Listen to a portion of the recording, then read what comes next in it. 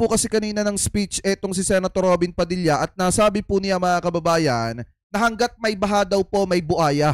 Tapos ang isa pa mga kababayan nangyari po dito sa videong ito ay kinwestiyon ni Senator Dante Marcoleta ito pong si Senator Robin Padilla. So ngayon pakinggan po natin mga kababayan ito pong speech ni Senator Robin Padilla patungkol po dito sa issue ng pagbaha mga kababayan. So ito i-play po natin. Ko sa mataas na bulwagang ito ang aking mungkahi na pag-aralan at isaalang-alang na magkaroon ng mas aktibong papel ang AFP-COE sa paglutas ng pambansang suliranin sa flood control. Kasi ang mga tanong ko, maring hindi mo ikaligaya sapagkat basta pag wala pong wala nang baha, wala nang buhaya. Tandaan po natin, hanggat may baha, may buhaya. Noong unang privilege speech ni Senator Ping Lacson ukol sa korupsyon sa flood control programs ng bansa, iminungkahi ko po na pag-aralan ang posibilidad na iatas sa Armed Forces of the Philippines ang pagpapatupad ng flood control projects. Sinundan po ito ni Senator Panfilo Lacson ng pagsuporta sa out-of-the-box na idea. At nagpahayag na din po si Secretary Dizon ng pagiging bukas sa posibilidad na makipag-partner sa AFP Corps of Engineers sa pagsasagawa ng infrastructure projects bunsod ng mabuting karanasan niya nang makatuwang sila sa paggawa ng mga kalsada noong siya po'y nasa Clark Development Corporation pa. Ang pag-atas sa Corps of Engineers na maging kabilang sa solusyon ng flood control problems ay hindi makabagong ideya. Sa Estados Unidos po, mula po noong 1820s, ay kabilang na ang US Army Corps of Engineers o USACE sa mga river improvement projects patungkol sa pagsasaayos ng nabigasyon. Mga simulain na mga proyekto patungkol sa flood control. Taong 1936 naman po, ipinasa ang Flood Control Act kung saan ang USACE ay naging pangunahing flood control agency ng United States na Alam niyo kung tutusin mga kababayan, maganda itong sinasabing ito ni Senator Robin Padilla kasi nga naman kung sakaling Armed Forces of the Philippines mga kababayan yung magte-take over ng mga flood control project mga kababayan, kahit papaano naman siguro may iwasan yung corruption dahil yung ating mga kasundaluhan, especially may mga engineer naman dyan na talagang masasabi po natin na disiplinado. So ngayon, malaki din ang posibilidad mga kababayan na gaya nga ng sabi ko kanina, mababawasan yung corruption kung sakali nang mag-take over ng mga kababayan ng mga flood control project yung Armed Forces of the Philippines. Dahil alam naman po natin na mayroon tayong mga kasundaluhan na talagang may background din sa pagiging engineer. Ano po? Anyway, tuloy pa natin. Bahagi pa nga ng kaalaman nito sa iba't ibang organisasyon sa loob at labas ng kanilang bansa. Dahil sa taglay na integrity at efficiency ng USACE, kahit noong unay may alinlangan sa mungkahing ito, ngunit sa kalaunan, kinilala ang kakayahan ng USACE na itayo at patakbuhin ang kanilang nationwide flood control program.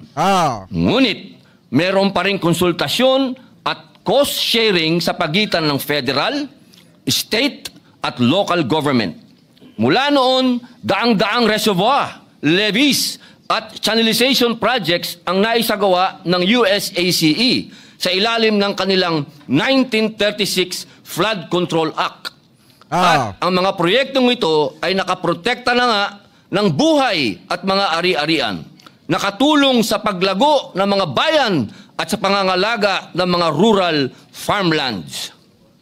Bagamat marahil ay nag-evolve na po ang flood control programs ng US sa kasalukuyang panahon, hindi maikakaila ang naging ambag ng tapat at mahusay na serbisyo ng kanilang Corps of Engineers na nooy pinagtitibay lamang na programa. Sa puntong ito, hindi ko po mapigilang ihalintulad ang kanilang karanasan sa atin. Ang AFP Corps of Engineers o AFP-COE na kinabibilangan ng lahat ng engineering units at personal ng AFP, isang institusyon na may higit 8 dekadang kasaysayan ng serbisyo na hindi lamang limitado sa combat engineering, kundi maging sa mga proyekto ng gobyerno na sumusuporta sa national and community development goals ng bansa. Nabanggit ko na po noong nakaraan na ang AFP... Kasi 'di ba kung makikita nyo mga kababayan, minsan kapag may isang proyekto, halimbawa mga kababayan na nangangailangan ng mga voluntaryo na tulong, na andyan po lagi mga kababayan yung ating mga kasundaluhan. Minsan nga may isang paaralan na ginagawa na ang malimit na gumagawa yung ating mga kasundaluhan po. Kaya hindi rin may kakaila na sa Armed Forces of the Philippines, meron din talaga dyan na mga engineer mga kababayan na bago pumasok sa pagiging army. So ngayon, malaking bagay din ang magagawa nga mga kababayan kung sakaling Armed Forces of the Philippines nga ang humawak at mag-take over ng mga flood control project. May iwasan pa yung corruption dyan. Anyway, ituloy pa natin. Ay may karanasan na sa pagtatayo ng mga health center, farm-to-market roads, mga paaralan, rural electrification projects, barangay water system, at marami pang iba. Isang halimbawa pa po, ang mga airport development projects na isinagawa ng AFP-COE sa mga taong 2020, 2021, at 2022. Bagamat hindi po ito mga flood control projects, ipinakita ng mga ito ang kakayahan ng AFP-COE na magsagawa ng malakihan at mahalagang proyekto. Pinakamalaking proyekto ay sa Lawag International Airport na nagkakahalaga ng 362.9 million na tinapos ng 51st Engineer Brigade sa loob lamang po ng mahigit 10 buwan. Mahigit pa sa halagang ito ang pinapatalo di umano sa kasino ng mga tiwaling engineer ng DPWH. Yan pong Cotabato Airport Development Project na isinagawa ng 54th Engineering Brigade na may approved budget for the contract o ABC na 158.6 million. 124.4 million lang po ang naging contract amount niyan. May savings pa. Ganon din po sa Vigan Airport Development Project na isinagawa ng 350 feet Aviation Engineer Wing, yung extension of runway project na may ABC na 67.9 million. Ang aktual na contract amount ay 60.4 million lamang. Meron na naman pong savings. Sa gitna po ng mga usapin na sumisira ng tiwala ng taong bayan sa pamahalaan, nananatili po ang AFP na isa sa mga ahensya na may mataas na trust at satisfaction rating. Totoo. Katunayan nga po nitong Hulyo lamang, ayon sa tugon ng MASA nationwide survey ng Okta Research, ang AFP po ay may 81% trust rating at 82% satisfaction rating. Alam nyo kasi mga kababayan, ito rin yung isang dapat kailangang gawin. Dapat kasi pagdating sa pag-i-implement ng budget mga kababayan, dito po sa mga flood control at mga structure project ng ating gobyerno, dapat hindi po makialam ang mga senador mga kababayan at dapat ipagbawal na rin yung mga insertion ng mga senator. Kasi yung mga congressman, alam natin na kailangan talaga ng budget, ng pondo, ng mga yan dahil meron po yung mga constituent mga kababayan. Eto po mga senador, wala naman po kasi silang distrito na kailangang pagandahin, distrito na kailangang alagaan. Eto mga senator mga kababayan, ang trabaho ng mga yan, gumawa po ng batas. Kaya nga nakakapagtaka na bakit nangikialam sila sa budget ng mga proyekto ng gobyerno. Yan po kasi dapat yung isang dapat maalis sa sistema mga kababayan dito po sa ating bansa. Tanggalin yung pangingialam ng mga senator sa mga pondo ng mga instruktura at mga proyekto ng gobyerno dito sa ating bansa. Anyway, tuloy pa natin. Mission-driven, disiplinado, at matapat, yan ang hanay ng ating mga kasundaluhan. Kabilang ang AFP-COE. Ang ating AFP ay nagsisilbi ring bilang isa sa mga pangunahing katuwang ng pamahalaan tuwing may sakuna, mapabagyo, pagbaha o lindol, pandemya man yan. Ang AFP ay isa sa mga unang rumiresponde upang magbigay ng agarang tulong sa mga apektado. Ginoong Pangulo, mga kasamaan, Muli, inihahain ko sa mataas na bulwagang ito ang aking mungkahi na pag-aralan at isaalang-alang na magkaroon ng mas aktibong papel ang AFP-COE sa paglutas ng pambansang suliranin sa flood control. Lalo na sa agarang paggawa o pag-aayos ng mga non-existent o severely damaged na mga infrastructure sa mga highly flood-prone areas. Gayunpaman, pinapaubaya ko po pa rin sa ating mahal na Pangulo bilang Commander-in-Chief ng Sandatahang Lakas at pinuno ng sangay ng Executive. Gayon din sa bagong talagang DPWH Secretary, DND, AFP at iba pang ahensya ng pamahalaan ang pag-aaral at pagpapasya sa mungkahing ito. Sapagkat tulad ng nangyari sa USACE, kung madadagdagan ng tungkulin ang AFP-COE, marami pong kakailanganin ding mga karagdagang kagamitan, tauhan, kaalaman at kakayahan. Ipinagkakatiwala ko po sa inyo ang masusing pag-aaral ng mungkahing ito. Ginoong Tagapangulo, ako po ay isang reserve officer katulad po ni Senator Mig Zubiri na may Saka mga kababayan, kaso nga lang ang problema dito, kokonti na lang. Yung, alam naman natin na kulang po talaga tayo sa mga kasundaluhan para protektahan yung ating mga teritoryo, para protektahan mga kababayan, yung mga kababayan nating Pilipino. So ngayon, kung sakali na itong AFP, COE, ilalagay pa sa flood control project, iilan na lamang po yung matitira na mga kasundaluhan na nakapokus sa pagprotekta ng seguridad ng ating mga teritoryo at ng seguridad ng mamamayang Pilipino.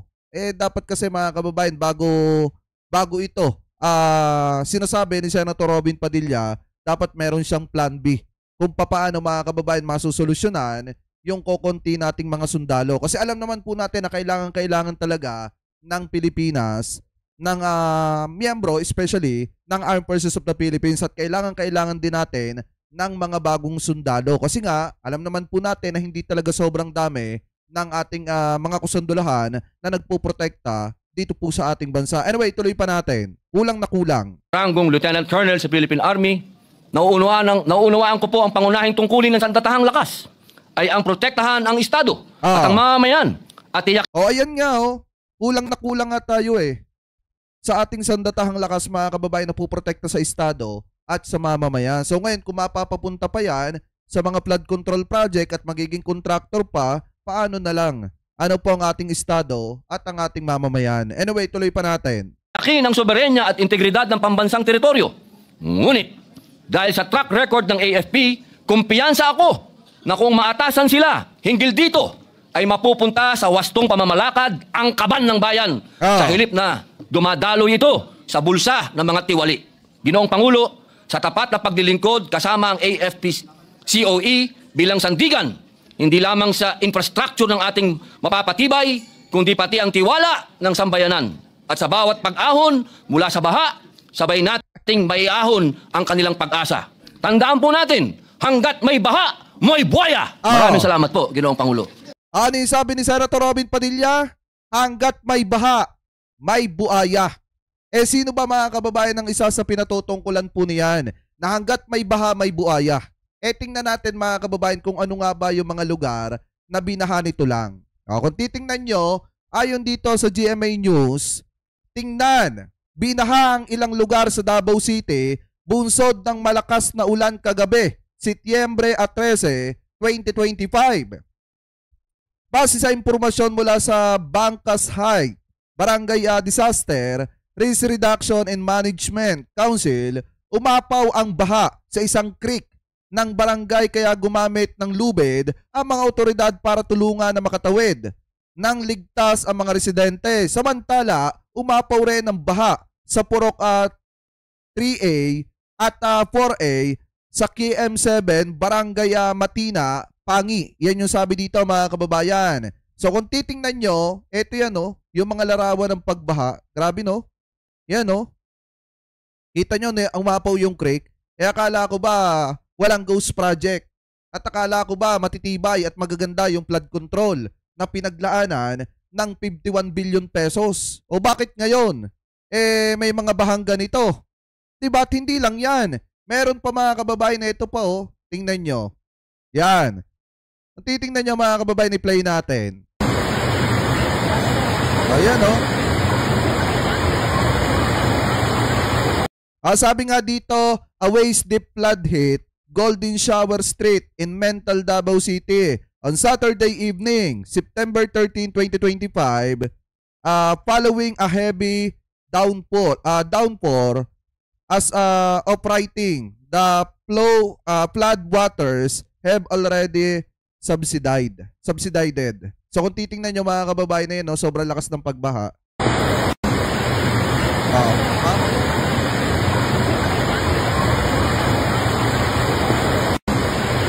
Diyan yung makikita na makakapal ang pagmumuka nitong sina Paulo Duterte mga kababayan, nitong sina Basti Duterte at yung mga politiko na taga dito. Bakit natin nasabi? Alalakas ng loob nila na magpumuna ng mga pagbaha sa ibang lugar at sabihin, unahin yung katiwalian ng iba pero yung katiwalian po nila hindi po nila nakikita. Ano po? Ito pa mga kababayan, galing po ito sa GMA News. September 14 ito. Sabi mga kababayan dito, ilang lugar sa Davao City nakaranas ng pagbaha. September 13, 2025. Ayan, sabi pa dito, titingnan nyo mga kababayan, nagpatupad na ng primitive evacuation sa mga apektadong lugar ng pagbaha upang masiguro ang kaligtasan ng mga residente. Sa pinakahuling ulat ng Davao City Information Office, walang naiulat na nasawi o nasugatan dahil sa pagbaha. So ngayon tingnan nyo mga kababayan kung gaano kalalim yung baha. Ngayong gabi, guys, nadirigar sa Mental, particular na din sa my gas. Okay, tanyo yung signage ng gasolina, no? Konti na lang, maaabot na. Guys, mo ni pagkita po karon diri sa daalan nila, no? Grabe yun yung pag-apaw sa tubig. Stranded din yung tanan diri. Uy!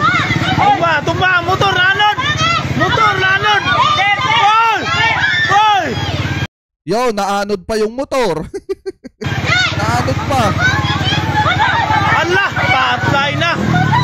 Laon kayo dito! Laon kayo! Grabe, no? Wala, nadalagin sa tubig mga guys. Wala lang siya.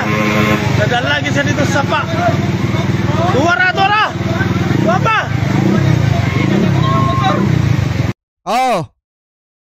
Konti na lang iisipin ko yung sinasabihan ni Robin Padilla na buhaya, ito mga Duterte. Bakit? Ito Davao City bakit binabaha pa rin? Nasaan yung kayabangan ni Omar? Ni Omar Duterte, di ba nagyayabang siya? Sabi niya pumunta daw ng Davao City, tingnan daw kung may ghost project. Tapos sinasabi nila na maayos, magaganda yung mga flood control project. Nasaan yung flood control? Bakit binabaha ito? Perting laom man na laom. Hindi guys, nasangit pa siya sa balay. Grabe, no? Kita niyo yung mga motor, mga kababayan, no? Hagyanan na ipundar nung may-ari, tapos tatangayin lang yung motor, kasama pa yung may-ari. Sitwasyon ka rin, nagkating na isa. Tabang mga langit. Yan, no? Nagsertihan niya dito, guys. Para siya dito. Grabe, no? Nasangit siya dito sa balay. Update kami, guys. Nagkado kayo, guys. Ito pa yung isa, yung pinakita ko sa inyo kanina. Diba? Ayan pa mga kababayan. Ito naman ay sa may Bangkal, Davao City, yung lugar.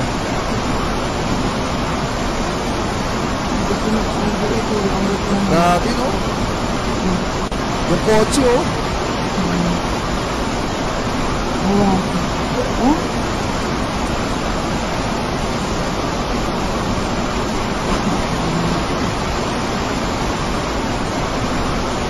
Grabe.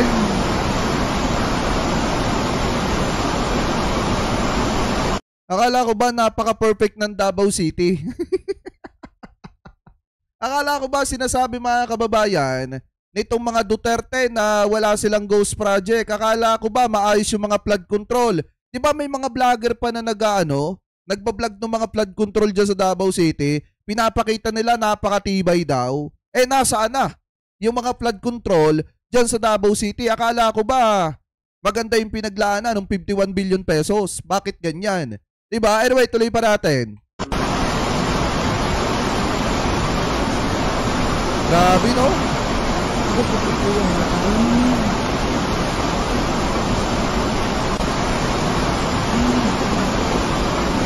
Oh?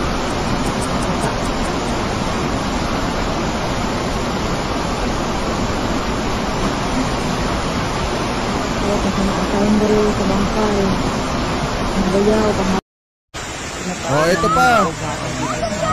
Ito sa may barangay Mintal, Davao City naman mga kababayan.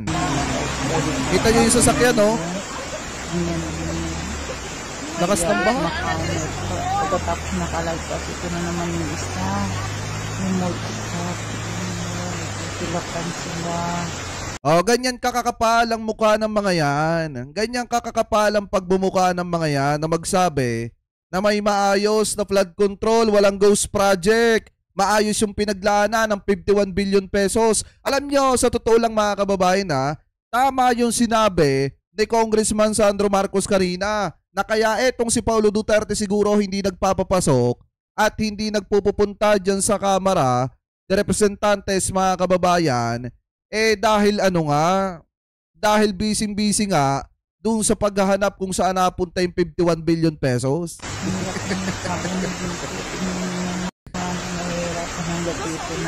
Jodisay. Ay, sasakyan, no? Bayanihan. Grabe, first time ko talaga nakakita dito sa Kalakas. Grabe, no? Tapat namin. Ito na lang talaga. Hindi naman. Ayan, sobra. Ito na naman. Sumusungin sila kahit napakalakas ng ulan. Grabe. Nakaawa.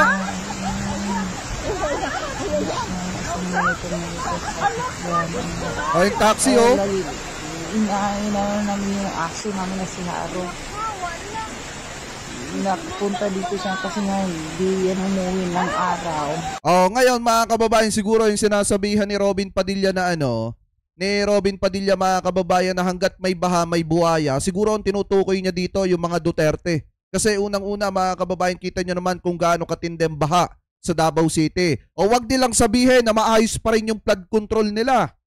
Diba? Wag nilang sabihin na yung flood control nila mga kababayan, yung 51 billion pesos ay inilaan nila para ayusin etong Davao City sa issue ng mga pagbaha. Kasi kung maayos ang Davao City mga kababayan, hindi na po binabaha. Habang malalaki ang mga mansyon ni Paulo Duterte mga kababayan at dumarami yung 7-Eleven na branches ni Omar Duterte, ganito naman ang nangyayari sa mga kababayang Pilipino po natin dyan po sa Davao City.